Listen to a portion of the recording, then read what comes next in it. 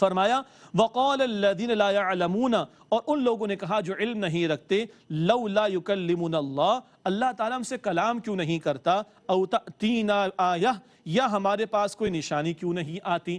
یہ جو کہا کہ علم نہیں رکھتے، ایک مراد مشرکین مکہ جن کے ہاں صدیوں سے کوئی پیغمبر نہیں آئے تھے، ان کی طرف بھی اشارہ۔ یہود و نصارہ کو معاملہ تو یہ تھا کہ ان کے انبیاء رسول آتے رہے تو وہ جانتے تھے کہ وحی کا نزول ہوتا ہے، مشرکین کو سمجھ نہیں آتی تھی، یہ ان کا قول یہاں پر نقل ہوا۔ فرمایا کذالک قال الذین من قبلہم مثل قولہم، اسی طرح ان سے پہلے لوگوں نے ان جیسی بات کہی، تشابہت قلوبہم، ان کے دل ایک جیسے ہو گئے کہ ہر دھرمی کا معاملہ اختیار کر کے وحی الہی کی تعلیم جو پیغمبر پیش کر رہے ہیں اس کے انکاری ہو رہے ہیں۔ قد بینا الآیات لقوم یوقنون، ہم نے یقین رکھنے والوں کے لیے نشانیاں واضح کر دی ہیں۔ انا ارسلناک بالحق بشیرا ونذیرا، بے شک اے نبی صلی اللہ علیہ وآلہ وسلم ہم نے آپ کو حق کے ساتھ خوشخبری سنانے والا اور ڈرانے والا بنا کر بھیجا۔ خوشخبری ان کے لیے جو اطاعت قبول کر لیں، اور ڈر کس کے لیے سنایا جائے گا جو اطاعت کی روش قبول نہ کرے۔ وَلَا تُسْأَلُ عَنْ أَصْحَابِ الْجَحِيمِ، اور اے نبی صلی اللہ علیہ وسلم آپ سے دوزخ والوں کے بارے میں سوال نہیں ہوگا۔ پیغمبر علیہ السلام کا کام بتانا، سمجھانا، پہنچانا ہے۔ کوئی حق قبول نہیں کرتا ہر دھرمی کی وجہ سے، وہ خود کل اللہ کے ہاں جواب دہ ہوگا، پیغمبر سے اس کے بارے میں سوال نہ ہوگا۔ یہی ہم کو سمجھنا چاہیے، جو امتی نبی پاک صلی اللہ علیہ وسلم کے لوگوں تک حق بات کو پہنچانا، ان کو دین کی طرف بلانا، نیکی کی تعلیم دینا، بدی سے روکنا ہمارا فرض ہے، منوانا ہمارا کام نہیں۔ اگر کوئی نہیں مانتا وہ خود اللہ سبحانہ وتعالیٰ کے ہاں جواب دہ ہوگا۔ یہود و نصارہ کے تعلق سے ایک اہم بات ہمیں سمجھائی گئی ہے تنبیہ کے انداز میں۔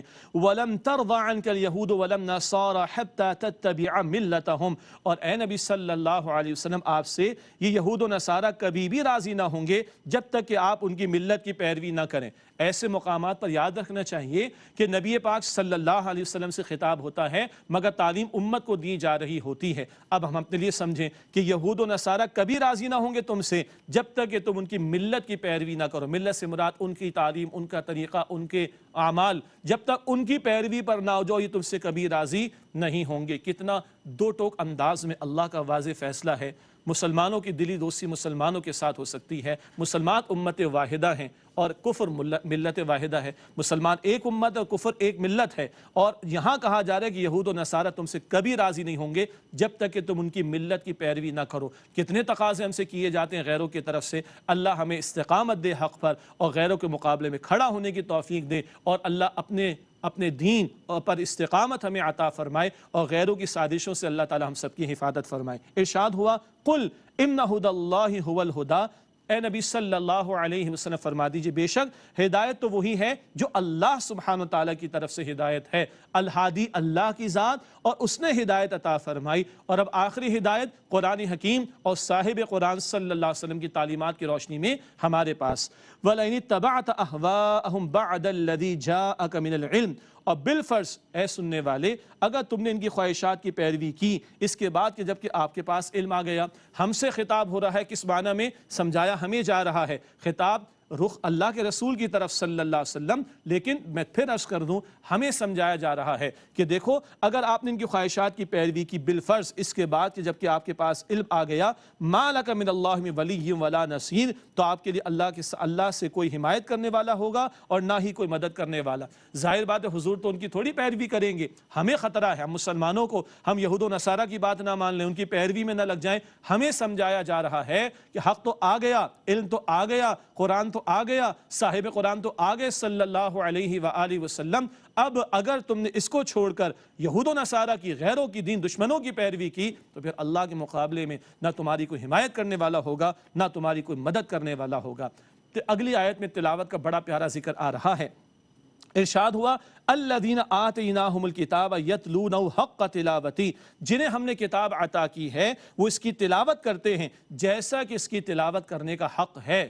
اولئک یؤمنون بہ، وہی اس پر ایمان رکھتے ہیں۔ ماہ رمضان نزول قرآن کا مہینہ، قرآن حکیم کی تلاوت بھی کرنی ہے، اچھے انداز سے کرنی ہے، ثواب ملے گا، ایک ایک حرف پر 10 نیکیاں تو ملتی ہیں، رمضان میں ثواب بڑھ جاتا ہے۔ البتہ تلاوت کا ایک اور مفہوم بھی ہے، ایک مفہوم تو پڑھنے کا ہے، تلاوت کا ایک اور مفہوم ہے پیچھے پیچھے آنے کا۔ سبحان اللہ، والشمس وضحاها، یاد ہے نا، والقمر اذا تلاها، قسم سورج کی اور اس کی روشنی کی، اور قسم چاند کی جبکہ وہ اس کے پیچھے پیچھے ہے۔ تلاها یہ تلاوت سے بنا، تو اصل تلاوت کیا ہے؟ پیچھے پیچھے آنا. قرآن کے لیے ہم دعا کرتے ہیں اللہ اس قرآن کو امام بنا دے. امام آگے ہم پیچھے ہوتے ہیں نا. قرآن ہمارا امام کب ہوگا؟ جب ہم اس کے پیچھے پیچھے ہوں گے. یہی محنت کر رہے ہیں دور ترجمہ قرآن میں. اللہ تعالیٰ اس محنتوں کو قبول فرمائے کہ ہمیں معلوم ہو کہ اللہ تعالیٰ کن باتوں کا حکم دے رہا ہے اور اللہ تعالیٰ کن باتوں سے ہمیں روک رہا ہے. تو اصل تلاوت قرآن کی یہ بھی ہے کہ قرآن کے پیچھے پیچھے آئیں, اور دور ترجمہ قرآن اس کا مقصد یہ ہے کہ ترجمہ اور مختصر وضاحت سامنے آئے اور ہم سیکھتے ہوئے عمل کی طرف آگے بڑھتے رہیں.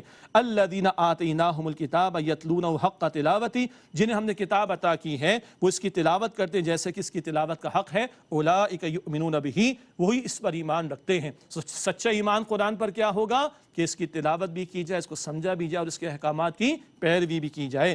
ومن یکفر بہ, اور جو اس کا انکار کریں, فاولئک هم الخاسرون, پس یہی لوگ خسارہ اٹھانے والے ہیں. اللہ تعالی ہمیں خسارے سے بچائے اور قرآن حکیم سے مزید محبت نصیب فرمائے. یہ 14 رکوع مکمل ہوئے اور بنی اسرائیل کا سلسلہ جو رکوع نمبر 5 سے شروع ہوا تھا کسی درجے میں یہاں بیان مکمل ہوا. اگلی 2 آیات میں نے آپ کو نوٹ کروایا تھا, جو بات آیت نمبر 47 اور 48 میں آئی تھی وہ اگلی 2 آیات آیت نمبر 122 اور 123 میں آ رہی ہے.